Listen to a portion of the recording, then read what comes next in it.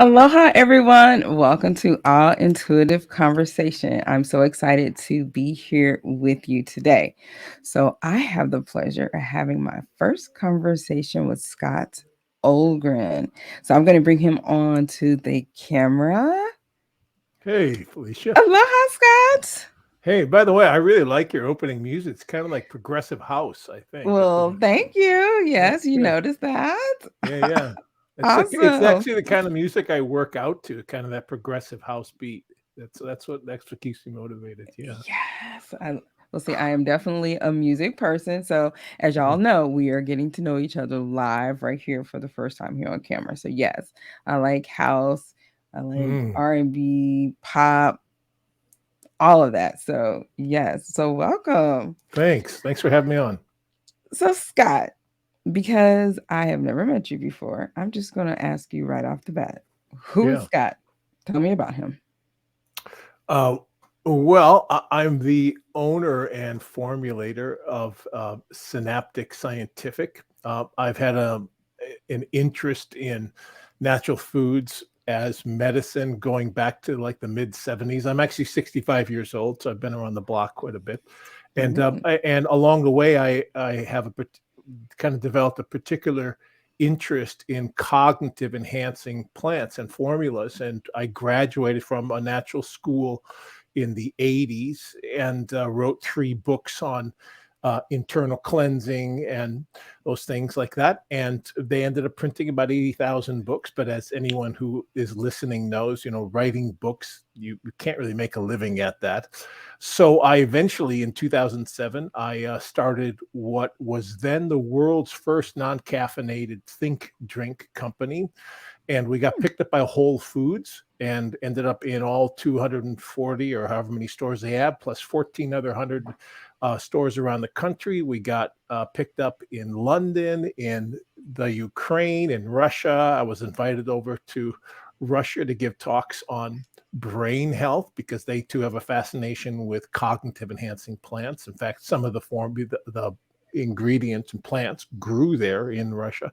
Mhm. So that was kind of my background, and now I have this new company called Synaptic Scientific because a few years ago there was a kind of a breakthrough in plant extraction technology that allowed you to get a much more potent result from these cognitive enhancing plants. And I Mhm. was put in touch with some of the manufacturers who were doing this and growing the Ayurvedic plants, the Ayurvedic meaning Indian, Eastern Indian medicine. And so Right. we came out just a couple of months ago with this really concentrated, what they call nootropic formula that's very effective for not only mental health and balancing anxiety and depression, but also Mhm. mental focus and concentration, the loss of brain fog, motivation, all those things. So that's kind of my business background. Okay, so wow. That is definitely some achievements for that.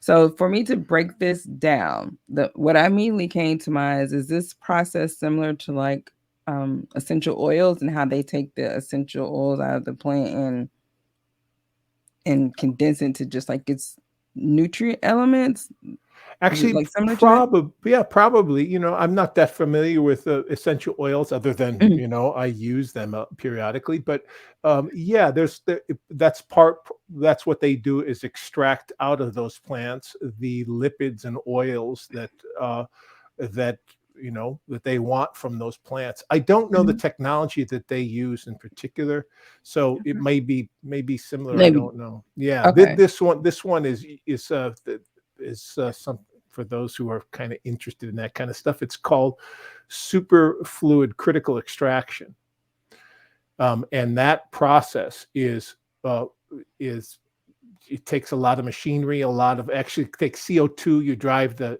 temperature really cold, and Mhm. then from that they're able to, depending on what they're trying to extract out of the plant, you end up with you know back when I was first doing it in the mid 2000s, if we had a plant that could get a 5-to-1 extraction, meaning, you take 5 pounds of something like rhodiola root, and then you end up with 1 pound, that was 5-to-1. And that was like, wow, a big deal. Well, now with Hmm. this 2 technology and what we're using in cognition is we're getting 40-to-1 and 50-to-1 and 65-to-1 Wow. and in some cases up to 100-to-1. So you take 100 pounds of something, you end up with 1 pound of this, and it ends up being this, it's almost like toothpaste. It's this very, very thick, tarry stuff, but that's where the magic comes, because you're able to get rid of everything except the effective part of the plant. So that's We what are. got me real intrigued. Yeah. Well, I'm definitely intrigued 'cause I'm all about the magic um piece of this. But I want you really to take me back. So Yeah. like you're into this health, Yeah. but what was Scott at like in his 25s? Were you into this health thing then? Not so much. I was actually, I came from a really small town in Wisconsin. Hmm. I was quite insecure. I was really lanky. You can't tell because I'm sitting down like you are, but I'm 6'8". So I was really this tall, Ooh. lanky guy, and just very shy. But I found solace in books on travel, and because I came from a very small town, and this is pre the internet, finding those kinds of travel books, and I mean when I mean travel books, it wasn't like I don't know, National Geographic. It was like finding out that people could put a backpack on and hitchhike around and go way into places that were not on the maps. That Right. became really something I wanted to do. So but back then, the only options that you had in life were you either were going to go to college and get a degree, or you're going to work at a factory. Mm, I remember that was the split. And I just believed it because I didn't have anyone to talk to except my dad. And mhm. so that's what I did. But man, I quickly figured out in college. I mean, within the first semester, I was a fish out of water. I just thought, I don't want to go to, none of this makes sense. None of this. My dad was an engineer, but he was traveling at the time, and he would come back, from these places that were exotic and far away. And he'd always bring us little gifts and stuff. We had 5 kids in our family, and I was Mhm. just fascinated. I would drill him with questions and say, "What was it like? You were in California, and how did you do that? And you flew on a plane, And again, this is Yeah. the 70s, so I was just really intrigued with that. So I had enough, yeah, I don't know, bravery or stupidity to drop out of college. And I met someone who was traveling, and I said, "How do you Mhm. do it?" And so I got really, I learned how you could you didn't need a college degree to start Mm. to explore the world. And this was the biggest breakthrough. I said, "Oh my gosh, there's another world out there." So I got jobs like all of a sudden I found myself working as a ski bum in Colorado. And then while I was in line, Mm. I learned from these books, these early traveling books, these guys that would come back around Europe and Africa, and, through, I mean, the craziest places, and then come and write books about it, is that they said Mhm. the main thing was that have to be curious about humans. And I was like, I'm all over that. I want to learn how to be curious. So even back then, I'd be working as a lift operator or something, and these people Mhm. would come through the lines, and you're checking their tickets. I would develop conversations with them. And then one time there was a group of farmers from Nebraska, and I said, I remember reading this article about the custom cutters back in high school, or Yeah. like grade school. He said, "Oh yeah, that's what we do. We're part of the." I said, "How do you get a job there?" And so this Exactly. exchange of letters, and I quickly figured out that, oh, this is the key. You got to ask conversations. You got to, and do this whole Have thing. conversations. Have Yes. conversations, and get out there. And it was incredible. And sure enough, one of them sent me a letter, 4 weeks later, and said, "Hey, if you want a job, call this number." And I did. And they said, of course, in the background, there's like the farmer going, yeah, show up. Here's our address, and I'm like hitchhiking. I was, that's how I was doing it. And I ended up, Wow. working the combines through Texas all the way up through Montana that summer. And then when I found another Uh-huh. job. I met some other people, and all of a sudden I met a guy who had learned how to build houses in Wyoming. I was, how do you do that, man? So he said, well, come by. I'm living in this oil town in the middle of Wyoming, and why don't you come Mhm. and see it? And so all of a sudden, the next, I was hitchhiking up there, and I started out as a carpenter's helper, and real quick I developed the realization. Again, I think this is from watching people. I realized I think I could lead a crew. Once I'm getting good enough, I think I could do this, because I Yeah. learned that all you need to do is learn how to communicate. So within, I don't know, 6 months, I was leading a crew, Yes. in the building of these houses. And then I met another person who had bought a house. And this just shows you how naive I was. And this is, yeah, all I can explain it to the people listening is it was the 70s. There was no information out there except in books Mhm. that you could read. But he was the first one that taught me about leveraging an investment. And before that, I thought the only way you make money is Mm. you work 1 hour and then you get paid for that Paid one for. hour. You're Mhm. trading your time. And so he said, I said, you bought a house here in Rawlins, Wyoming? He says, yeah, because I'm going to flip it. I'd never heard the word flip it before. This is 1977. And I said, so what, why? And he was like, well, if you fix it up, you can sell it for more than you paid for it. It's like within a week, I was like looking around this town for houses, and then calling my dad, on the phone. Uh-huh. This is again, this is back in the 1600s or whatever. But like when you would get on a phone call, you had to talk real quick because it was like $10 a No, minute. right, right. And I said, Dad, I want to buy this house. And he was like, oh no, you're not. I said, no, I just need you to co-sign. I'd learned Mm. the word co-sign. Cosign. I said, Yes. Dad, and he had the, come to Jesus talk with him. He says, man, you gotta pay me. Mhm. You can't screw. I said, Dad, I'm good for it. So I Yeah. did. I bought this house, and over the course of 18 months, I fixed it up with the sole purpose of getting my seed money to travel around the world for years. I wanted to do what those guys had done. And sure enough, 18 months later, I sold that house for a profit of $15,400, which, by the way, for those who want to know, this is in 1979, is Mhm. equivalent to about 55,000 in today's money. I'd never had that much money before. I didn't come from money. My Mhm. parents weren't poor, but I didn't have money. I was, made a dollar a week on allowance kind of thing. So there Mm. I was $15,400. And I remember too, we signed at the bank, this tiny little town. This population could have been 6,000 people. Mhm. And I remember he signed a check and he said, well, we'll just deposit of. And I said, would you mind if I just put it into cash for just a few minutes? And everyone like stopped, said, well, it's pretty dangerous. I said, Did I you just wanna want. hold it? Did you wanna hold it? Just wanna hold Felicia, it it in my was so hands. it's exactly what it was. And it was all hundreds. And I remember folding it up like, not like in any neat way. I just put a half in one pocket, half in the other. And people were there. There was someone there taking a picture of me, like, this is a weird guy.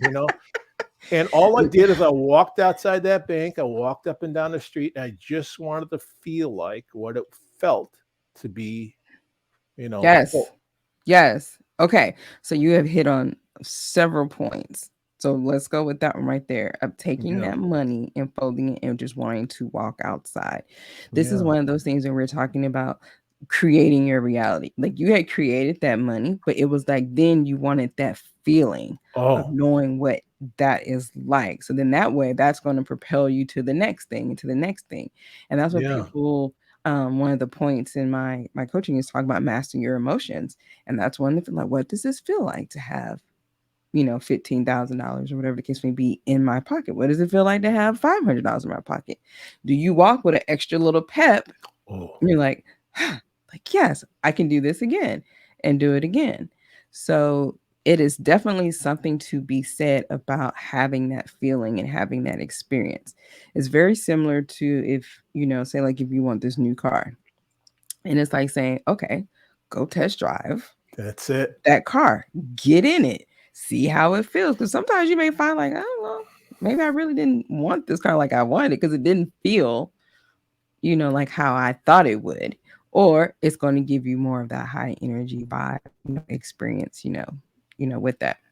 The Mm. second thing that's resonating with this conversation is yesterday, my husband put me on this show called The Starter. Have you ever heard of it? Mm-mm.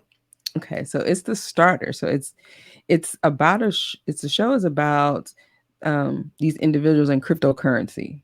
So Mm. it's like how a lot of people don't understand what cryptocurrency. So it's probably back same similar like flipping houses. What is this? Wait, this is something different, son. And they're talking about how they're going and doing different digital currency, how they're dealing with fear. But there was this particular scene of, like I said, I haven't got everybody's names yet because I just started watching it with them last night. But she was going to school in Stanford and she dropped out of Stanford. Her parents are Latino and they had spent all this money to get her to go to school. And then she got into crypto and she was like, no, this is my future. This is what I want to do. So she drops out of school. She dropped out of Hmm. Out of Stanford. Stanford. Yes, she dropped out of Stanford. And so she's Probably going. freaked her parents out. Oh yeah, so this whole scene because she has all this equipment. If you're familiar with cryptocurrency, you need a lot of computers and electricity, and she was going to live all these different places, and like the electricity bill would go up because she was running all this equipment, and so she winds up going back to her parents' house. But she's having this conversation as she's putting stuff in the garage, like, well, what's crypto and why did you drop out of Stanford? This is not what we did because it was just the fear, the unknown, but she was believing so much in herself and and her dream of doing this. So you had a great supportive, I think, system, in your dad. But what is it that you have encountered in your life to where you felt like you were not supported? And what did you do to overcome that? Because people are like, that's not gonna work, Scott. Maybe it's this product that you have now. Like, what? What is this? Like, I don't understand this. But You what mean, is it that kept you? kept me going? Mm-hmm. To when and like just telling a little bit about what that situation may have been like for you. Like what was it? Was it cryptocurrency? Was it this product you had before? Was it the flipping houses? Was that the experience that you had where you're like, okay, I know I'm going against different things that people don't understand, but I really believe in this.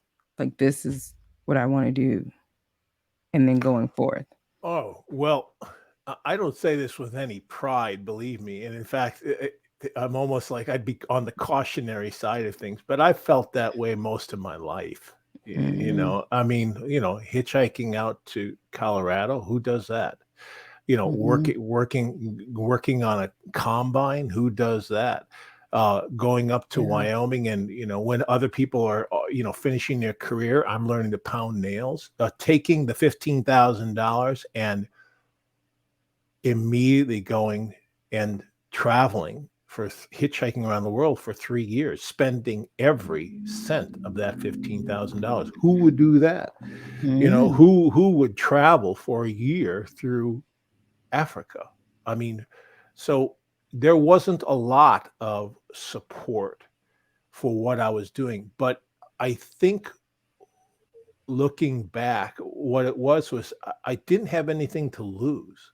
I mean, Mm. that's why I was amazed at the Stanford. I mean, I don't know if I would have been able to do that given the opportunity. I didn't have a lot of those opportunities. I had to create them, and it was almost like the the idea of working at a factory in my small town was so dreadful that I was willing to risk everything. And for me, and I remember Wow. hearing Tony Robbins say this years ago. He said, like, one of the big lessons in his life was role models. And when he said that, I don't remember if it was a live event or it was on a tape, but I remember thinking, right on, that's what propelled me forward was role models, whether it was just Mm-hmm. meeting someone who'd said, you can do this. And then me go, I didn't even think of that until you just said that.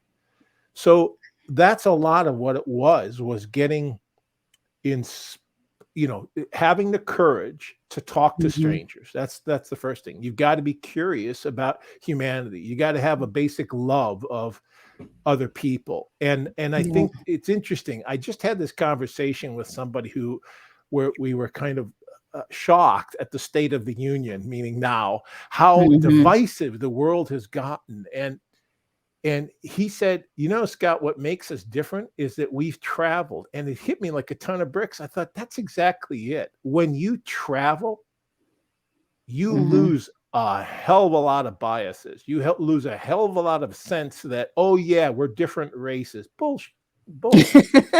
We're not. We're one race. We are one group. And the idea of borders, and different, sure, Mm-hmm. different cultures and different things. Yeah. But that's where you're like, dive in and go, really? You do that Yeah. here? Tell me about it. How do you do that? And I mean, I was in those wild and woolly places. I mean, for those who can look up a map, imagine hitchhiking from Dakar, Senegal to Mm-hmm. Bamako, Mali. Let's look at the distance of that. And then you hitchhike. You don't take a train. You're not taking buses. You're out there on the plains, man. It was crazy. Mm-hmm. And I'm not suggesting people do that, but you don't have any choice but to be curious about everything that's happening in front of you. And uh, like you probably know because of what you do, Felicia, if you ask people questions, they'll tell you their life, and no one asks Mm-hmm. questions. So it's almost like it's people love to tell their stories, and I was Yes. interested in hearing them. Yes, that very much of this premise, right? Because a lot of times people you just grace someone. It's like, oh, how are you doing? But then you don't really wait for the answer. It's like No. you really, it's just something that's just rut, and for people to be like, oh yeah, how are you doing? And you just keep going. But it's like when you learn about people and you're really asking them those questions and hear about them and you're making those connections, people feel seen, feel heard, and it's like, yes, that's what we want because really and truly we're all connected. And I think that's something that sounds like you learned in that experience of, traveling around and connecting with people. I agree. I think there is something to be said about traveling. I grew up with a military background, and so we traveled a lot. And like I said, different experiences. Living on the East Coast is different from living in the South, and That's right. living in Hawaii, which is like more, Polynesian culture. So all of those things are definitely different in that sense. But it's like I love that you went on that journey. Mm. It was my college education. I didn't realize it at the time, but it was my college education. Yeah. Uh-huh. Yeah. And Yeah. yeah, I mean, the things I saw, people I met, and some of them, are my best friends to this day. Well, that's definitely an experience. And so, Jay, who's joining us live, thank you for joining us. She says, you sound like a world Don, a man of the world. Uh, I guess so. I guess so. I'll take that. I'll take that. Heck yeah. Heck yeah. I'm a man of the world. I don't take that on as like I know more than people, but I do have a world view, and so all my decisions, political and otherwise, are about how does this affect everyone? Because that's what I'm interested in is everyone. That's it's you can't help it when you meet people when you travel to China and you come back there you can't imagine what warring with them. Are you out of your mind? It's like warring with your neighbors. So you can't. You have to develop a sort of a worldview. You want everyone to be safe. Yes. And so Yeah. she's agreeing. Yes, we are definitely all connected. Just even right here, we're all connected together and creating this experience, which I am so excited about for that. So with that, what is it that is presenting a challenge to you in your life today? I sometimes wonder if it isn't the same damn challenge that hits me every time. I don't know. I don't haven't had too many moments when I'm like, I'm just drifting along, everything's sailing along. Because I think it's because I strive. I want more and I want more. And so I'm always putting myself out there. Uh, Starting Synaptic last year uh, was the absolute hardest business project, and uh, creative project of my life. And I'm 65, and there were moments when I didn't think I could pull it together. Not only because I was trying to launch it by myself, I wanted to fund it myself. I started looking at angel investing and doing what I'd always done, which is getting partnerships. And then, believe it or not, it was Bitcoin that saved me, because all of a sudden, Ah, over a very short period of time, my what I could spend on the business doubled. And you know, double, well, all of a sudden there was a moment when my wife said, Scott, maybe you can do this by yourself. And that was like a light bulb went on. And because here I'd been looking for a partner, mm, a money partner, or angel investing. I was starting to put together, what do they call it, a pack, where you're going to present to someone and put a tie on and go, hi.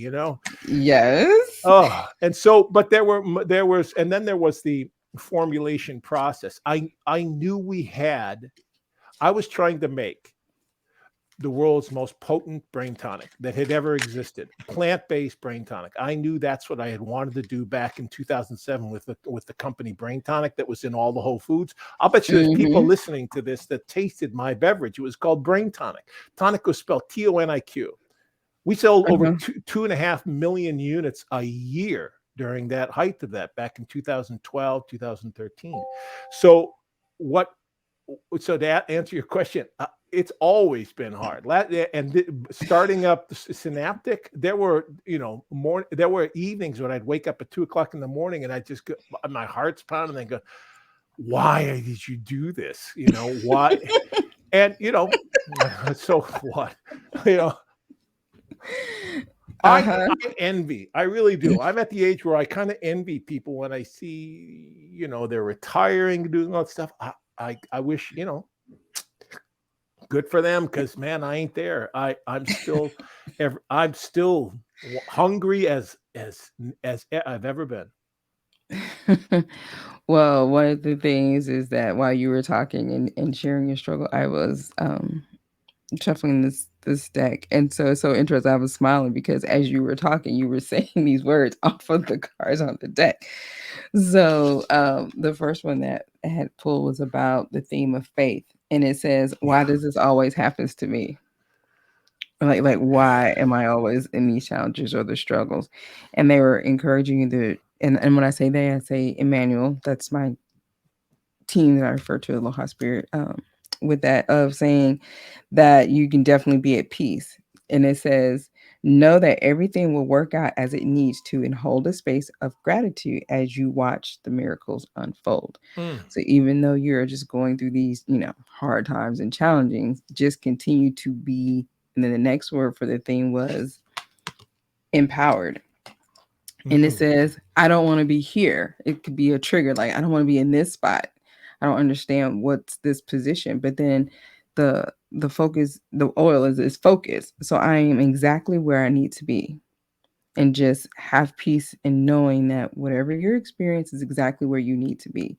And I think you already have the history of having traveled all those different places, but where you're at right here, right now is exactly where you're supposed to be. And it says Amen. you are, yes. So it says you already allow the energy from the divine and Mother Earth to fuel you as you fulfill your potential here.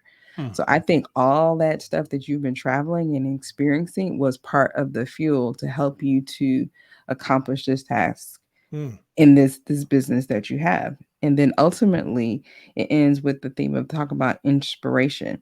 There may be a trigger where like I'm just tired of it all and wanting to, and I relate that more to the rest, how some people may retire, but it's also encouraging you to rest. But the true statement is find strength in your purpose. When those moments when you're struggling or your faith or you're not feeling empowered, just find truth in that, because it says, please rest and know that in this stillness you will find clarity around your purpose here. So purpose is through your cards for sure.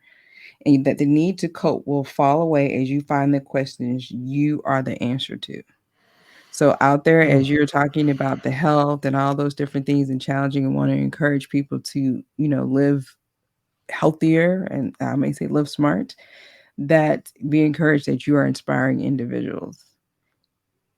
But make sure you're also continue to take your time to rest when you need to as well. Mm. But you're doing great things. Like you're keep going forward. Like you have a purpose. Um, encourage you because you had two, which is related to the heart chakra. So, was have you ever done like meditation at Oh yeah. all? Oh yeah. Okay, what do you And do my for my meditation? my wife actually just graduated from the Deepak Center as a meditation teacher. Yes. Okay. So then, Mm. do that with her. Mm. Do that with her. And it probably gives her an opportunity to have a more experience of doing that. But getting the signal to just continue to keep your heart chakra open with that Mm. inspiration. Just continue to focus there and participate maybe in a meditation that'll help you focus in that area. Mm. Yeah. So how does that resonate with you?